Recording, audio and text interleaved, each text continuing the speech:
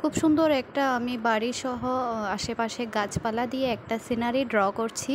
তো আমার রং প্রায় শেষের দিকে চলে এসেছে।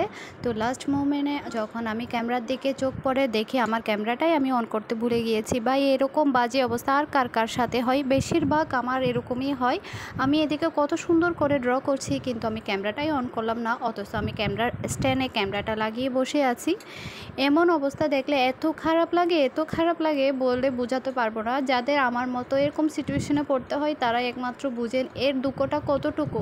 প্রায় ছবি আঁকা শেষ আর এদিকে দেখি আমার ক্যামেরাটাই অন করলাম না। তো যাই হোক, আমি অনেক কষ্ট করে আমার এই পেন্টিংটা করেছি, আমার এই ছবিটা এঁকেছি। আমি জানি না আপনাদের কেমন লেগেছে। আর আমার এই ছবিটা যদি আপনাদের এতটুকু যদি ভালো লেগে থাকে অবশ্যই আমার চ্যানেলটিকে সাবস্ক্রাইব করে লাইক, কমেন্ট এবং শেয়ার করে দেবেন প্লিজ। আর এরকম অবস্থায় যারা পড়েন তাদের কি কেমন অবস্থা হয় বা বেশি একদম ভালো লাগে না, কি অবস্থা একটা দেখছেন। আমার প্রায় ছবিটা আঁকা শেষ আর সেই লাস্ট মোমেন্টে এসে আমি একটু করে ভিডিওটা অন করে দিয়েছি আর এটাই হচ্ছে আমার এই ছবি। বাইরে ভাই একদম কান্না আসতেছে, কত সুন্দর করে আমি ছবিটা ড্র করেছি।